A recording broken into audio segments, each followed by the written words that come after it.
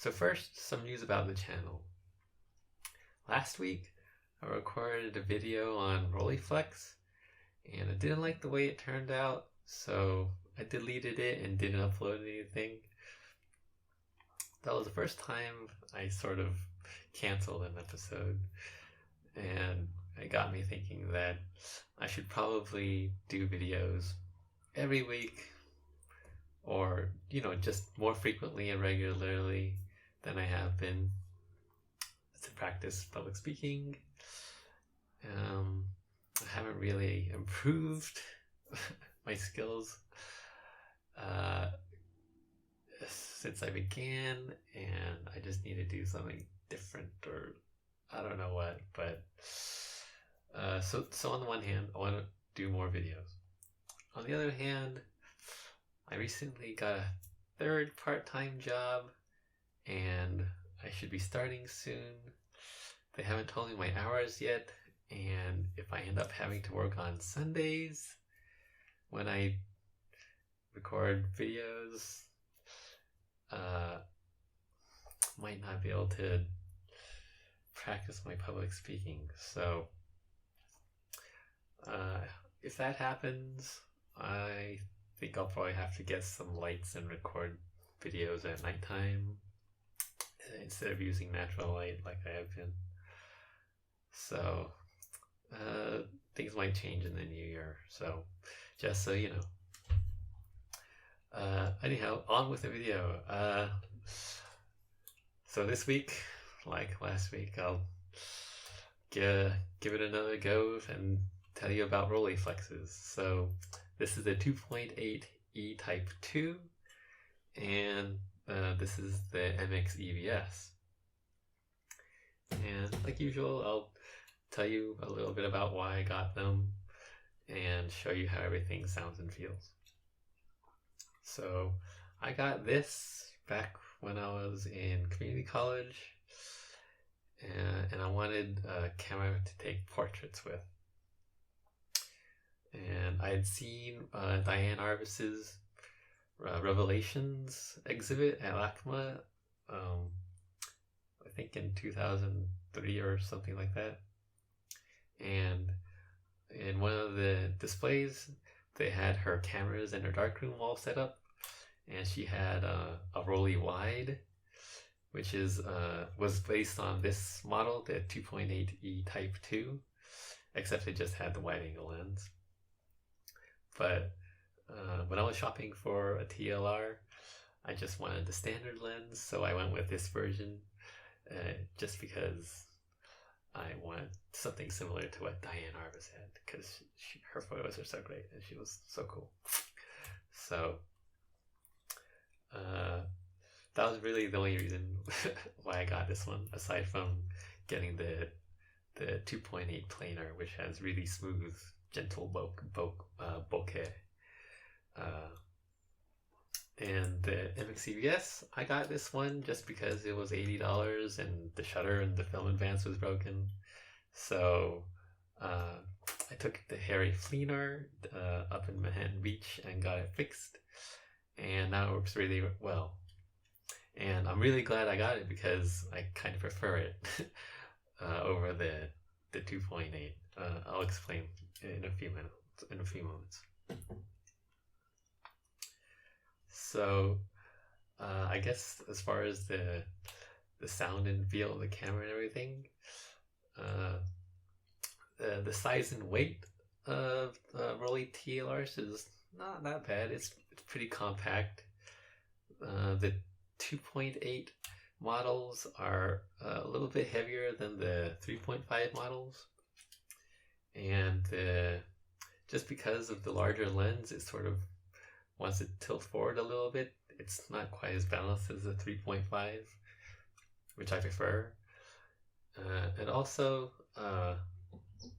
these later models, like I think the E models and maybe the D models also, or the C models, I forgot when it started, but the ones with this sort of two-part focusing knob, where it has the the depth of field gauge on the bottom base part, and then it has this sort of cone-shaped part, and it might have a meter on it.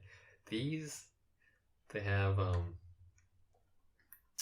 sort of a two-part structure to it, I guess, and it sort of wiggles around a little bit compared to the earlier automat type, where it just has the cone-shaped part and then just this knob here. So this one, there's no wiggling and play to it, so that's another thing I prefer about the older models. But anyway, the grip, as far as that's concerned, they don't have a grip. The ergonomics are sort of a little bit awkward for some people if you're used to other kinds of cameras. It's not that weird actually, as far as medium format cameras go, but you cradle it on the bottom with your right hand, and you focus with your left hand.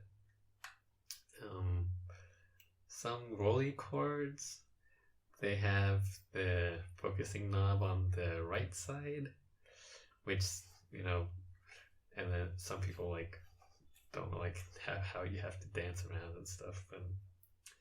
And the ones with the crank, that you also have to sort of shift your hands around a little bit as you take a photo with your right hand, and you focus with this, and then when you need to crank it, you need to shift over to the left hand, and yeah, so that sort of annoys people sometimes.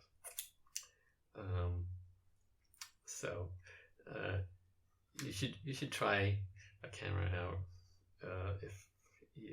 if you're not sure about whether you'll be, you know, just okay with how they handle. So I guess I'll show you the viewfinders. This one, it has the later type where you pinch it like this to close it, and it's also the first model that had the removable hood. You push down on the clips here, and you can take it off. You can change the focusing screen too. I got a Maxwell screen for this one because I heard they were a lot brighter than the stock screens, and they are. The illumination is also much more even. And to put the hood back on, there's a little groove inside there, and there's a little lip right here, if you can see that. And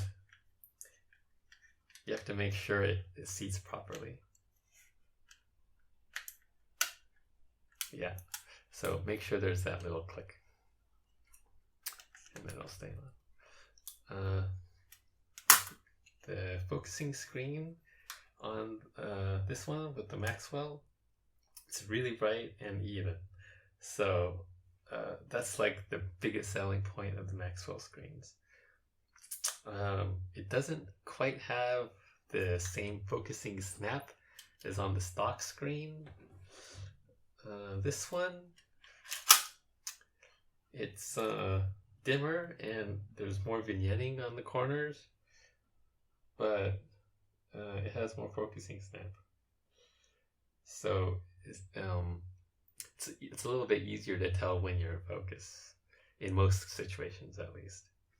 When it's darker, like when you're doing window light portraits, that's when having a 2.8 lens and the Maxwell screen comes in handy, because when it's a little bit darker, the extra brightness helps you focus more than just having the focusing snap on the stock screen. So that's one thing to think about when you're shopping for a TLR or a Rolleiflex in particular. Another thing to point out on the viewfinders is that they have a sport finder, and it has a little glass eyepiece here to focus on the ground glass with, and it has just a little cutout hole for the frame finder to compose your photo. And these are, I think they're really underused because people used to use Rolleiflexes for many more types of photography than they do nowadays.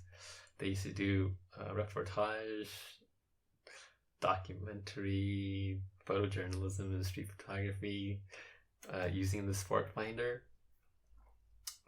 faster kinds of photography. And nowadays, medium format has sort of become the slow format, where you have to think more about what you're doing and not waste film and things like that. But in the past, that's not how how people use these cameras necessarily. So I would encourage people to use the sport finder more often and try out what you can do, and also to look at historical photos taken with a certain kind of camera. Don't just look at what people are doing with a certain kind of camera nowadays, because that's a more limited view of what you can do with a camera. So if you can, try to find historical contemporary photos that were taken with the camera when it was originally introduced, and that'll help you get an idea of its capabilities and whether it's the right camera for you.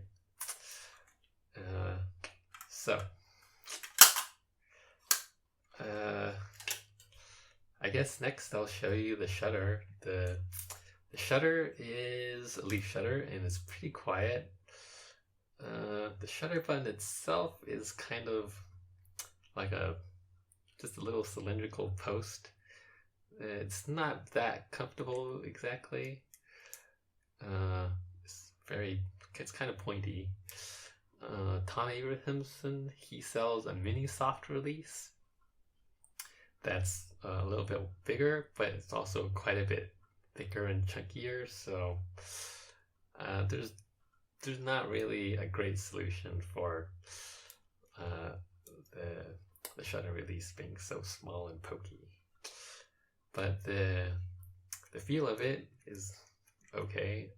There's like this first stage here where it's sort of springy, and then that lets you know that you're getting closer, and then you have to push down a little bit stronger to trip the shutter. The winding crank, not my favorite. It's sort of has a bump at this angle, and then there's a click right there for some reason, and when you bring it back up, it stops here and has kind of a wiggle to it all the time. And it just also has a little bit of a squeak in mine. It just doesn't really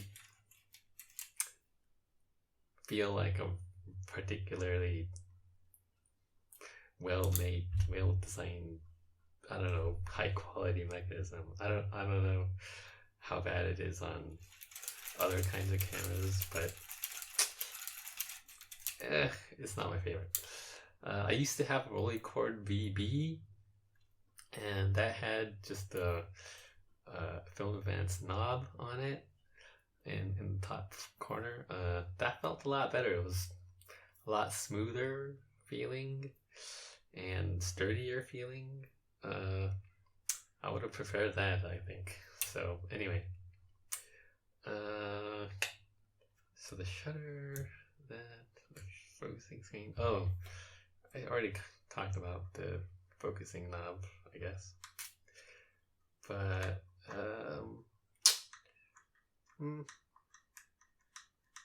It's a little annoying, the two-part focusing knob compared to the single piece knob on the MX-EVS. I just wish there was a way to put this one on there. That would be great.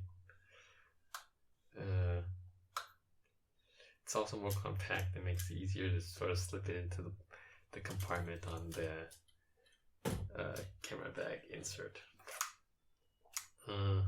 Let's see. Here on the top of the nameplate, it's a pretty nice secure switch to turn on the meter. And then here on the front plate, you've got the aperture and the shutter speed dials. Right now, the EV system is engaged, which is nice because it lets you quickly change the shutter speed or the aperture. You still have aperture priority and shutter priority built into the same setting, which is something that would have been useful if you're doing photography that was fast. This camera came out in, I think, 1959, the same year as the Nikon F, and the MX-EVS is 1954 to 56 camera, I think. This was the last decade that TLRs were used for press photography regularly by mainstream news photographers. In the 60s, the Nikon F took over, and then Rolleiflex, they sort of dropped the EVS, the EV system, exposure system.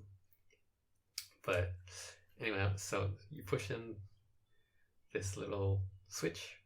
It feels nice. It's like sort of press it, and then you turn it, and it's very smooth. And when you want to engage it, it sort of engages the tent very sort of gently. I like the feel of it. So the dials, the aperture dial, it has clicks on it for every stop, and the shutter speed dial. The shutter speed dial has clicks for every shutter speed, and then the aperture dial is smooth and doesn't have any detents. And both of these dials, I like how they feel. They're clicky or they're smooth. The clicks are pretty crisp, and it's not hard to like switch from one thing to the next without going over or anything. I prefer this a lot more than the Rolleicord VB sticks, which was kind of fiddlier. How you had to press in, sort of pay more attention to how much you moved it to set it to the right setting and all that sort of thing. So I really like the dials a lot more. That's why getting the EVS is nice, the MX-EVS, because you get the dials as on the later models, but it's pretty much around the same price range as the Rolleiflex T that people usually recommend as a budget camera. So if you want a budget Rolleiflex, I would go with the MX-EVS or the Rollei Magic 2. Those ones, they have dials, and you can set your exposure manually. And yeah, they don't cost that much, maybe $400 max. Let me think, what else is there? I have a self-timer, that feels fine, I guess. Let's see, did I cock the shutter? Let's see how long it takes to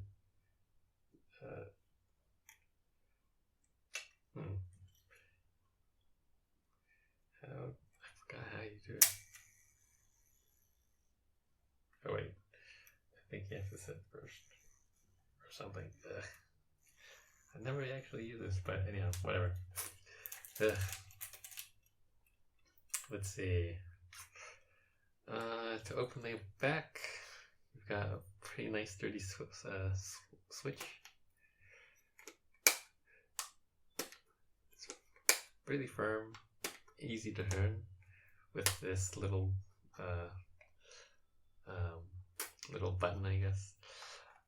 Whatever this design is with the stacked circles, I really like that. They should put that on more things these days. So do that. You take it off the latch, pull it like that. The hinge is a little bit. It's not as sturdy as I sort of wish it was, because it sort of feels like it's gonna get torn off. Like in an accident or something. I don't know. What kind of freak accident would there be when you change film? So anyway, so nice, cool.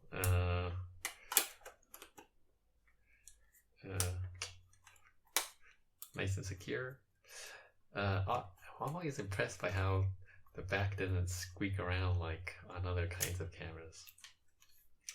It's not squishy like on a Leica or a Nikon or anything else that has a swing open back, or like the flip up door on the Leicas. It doesn't squish around, so that's pretty cool. It's really all there is to say about the camera, I guess.